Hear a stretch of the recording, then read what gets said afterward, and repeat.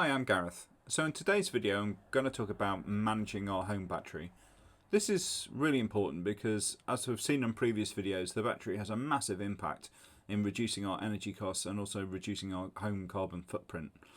But there are some challenges associated with having a battery, and I'm sure that they're going to be familiar to you if you think about your mobile phone.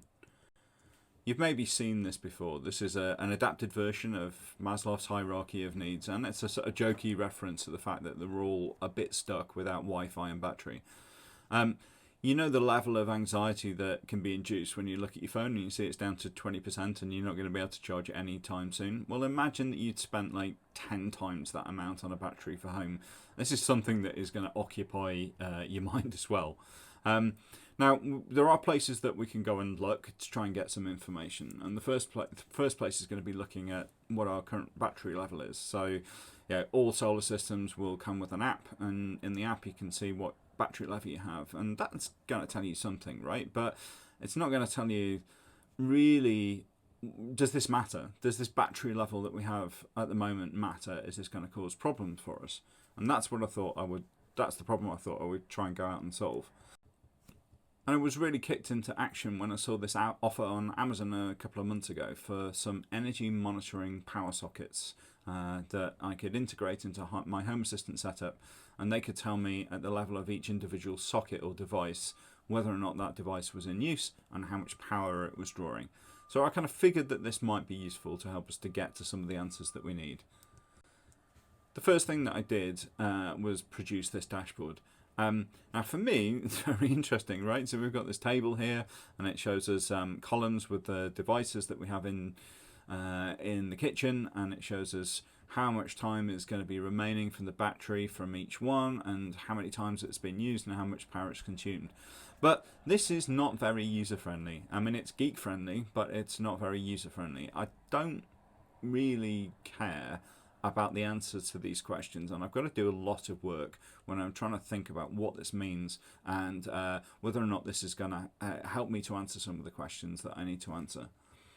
So I worked really hard to try to understand what it was that we were trying to do, what made that hard, and what potential gains we could bring about. So this is something called jobs to be done.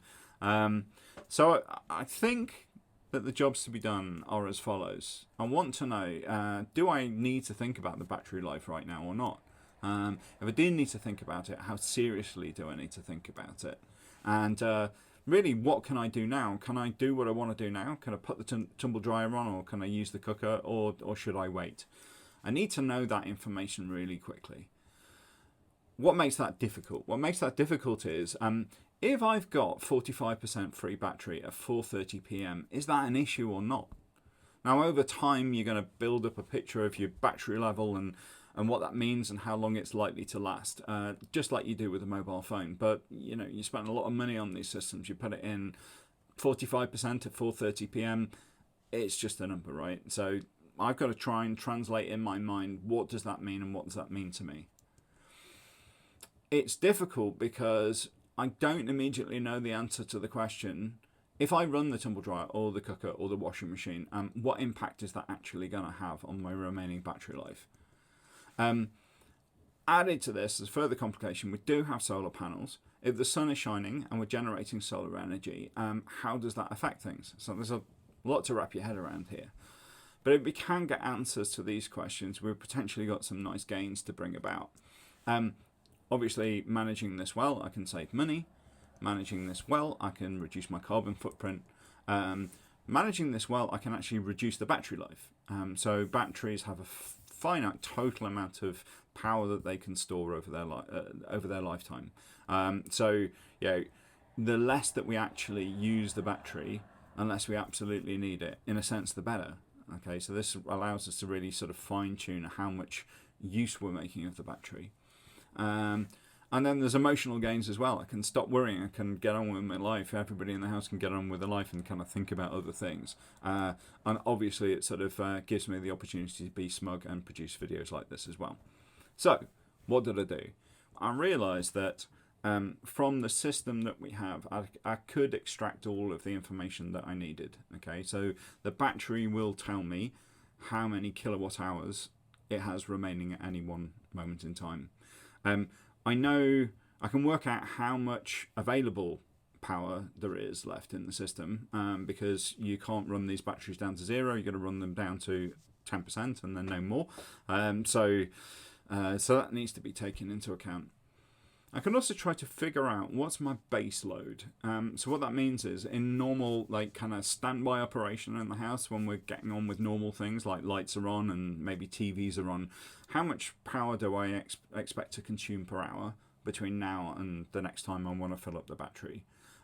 That's my kind of base load capacity. Unless we really close the house down and throw the mains power switch, we're going to be consuming a certain amount. So I need to take that into account, need to work out what that is, take that into account, and then subtract that from the total amount of battery capacity that I've got available.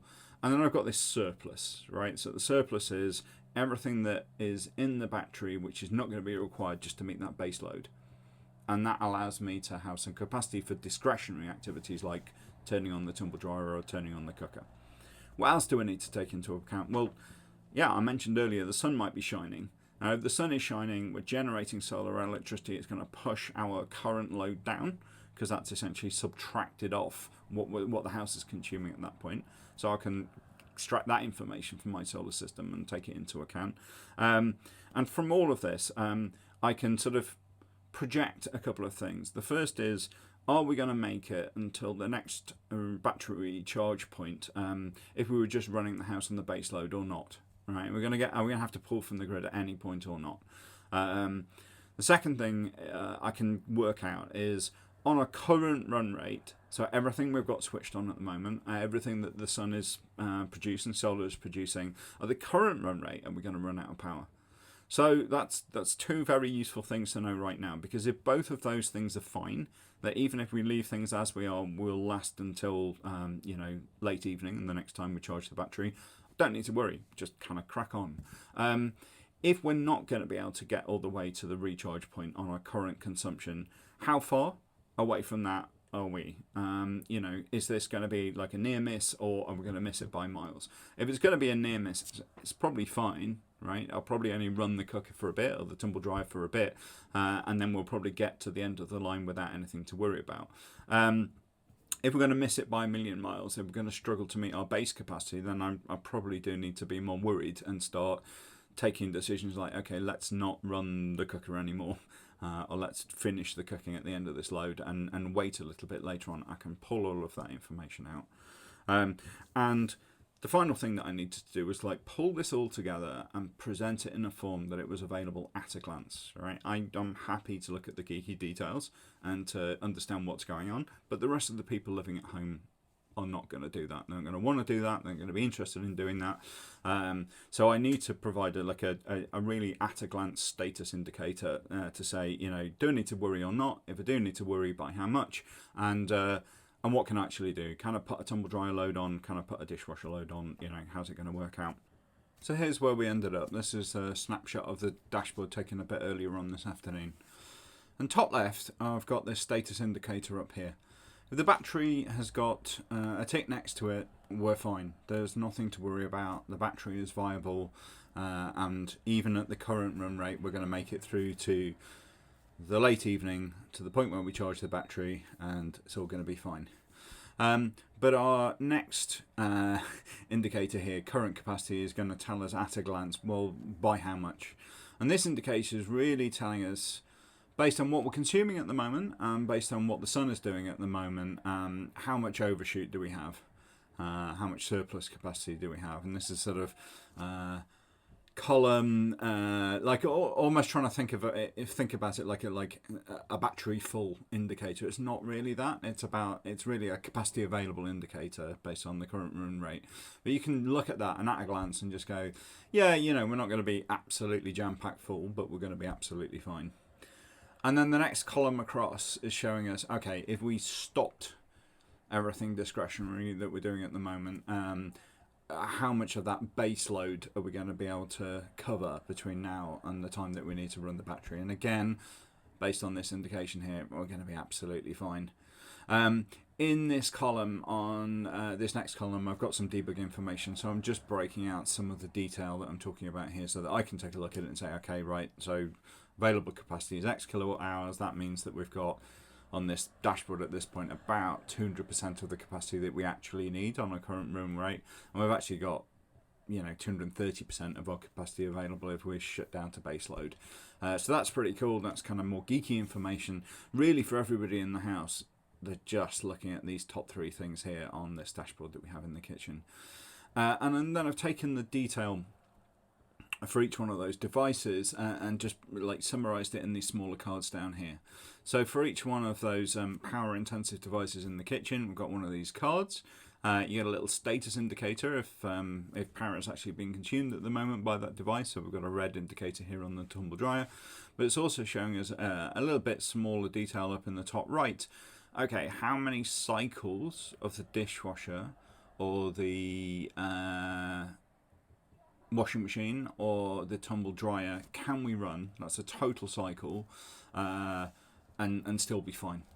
Okay, so that number is telling you how many total cycles, because you might think about it in terms of I have an hour and 15 minutes left, but if I don't know in my mind, well, actually, how long does that actually mean the dishwasher can run or the tumble dryer can run?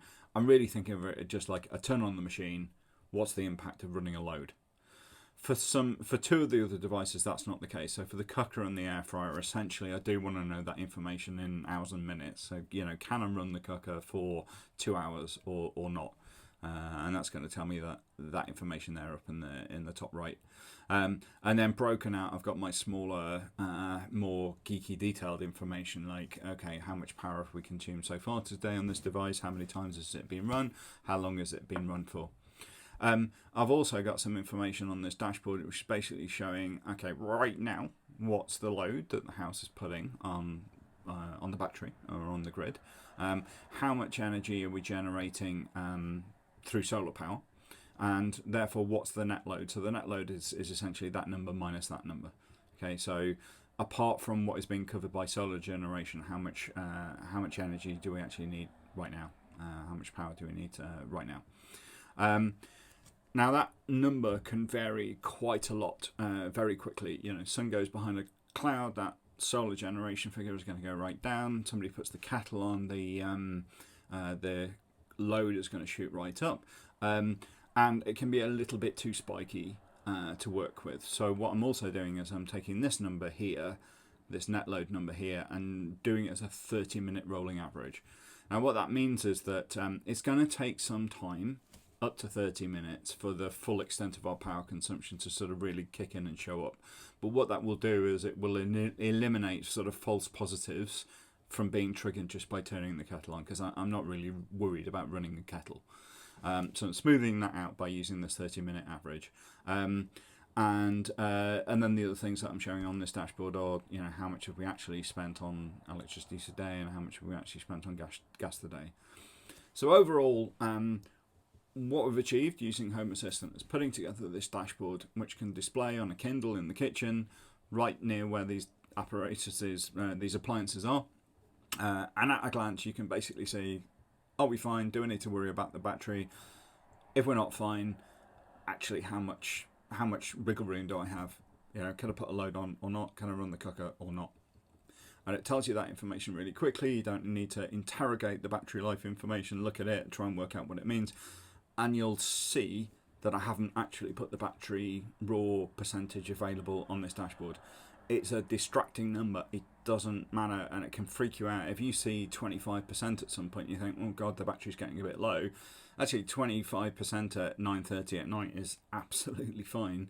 25% at 4:30 in the afternoon probably isn't fine. Let's just not show that number. Let's just show the consequences of it. And that's what I'm trying to do with the dashboard. So there we go. In summary, we've used really quite cheap equipment, so £30 worth of plugs and existing Home Assistant infrastructure and the information that we can get out of our existing solar system. Just pull all of this information together, do a little tiny bit of number crunching on it, and summarise it in a nice, easy to look at dashboard that anybody in the household can take a look at, make the right kind of choices, and then basically get on with their day, which is really the aim of the exercise.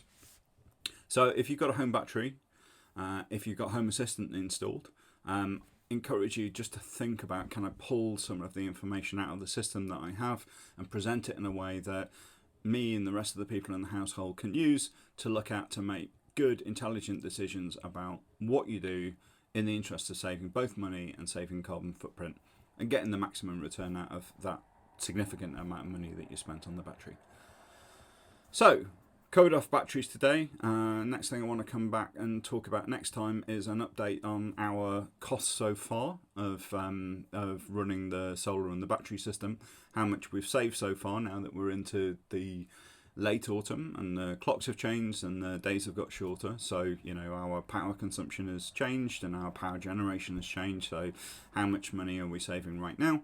But I will come back and do that video in a week or so's time.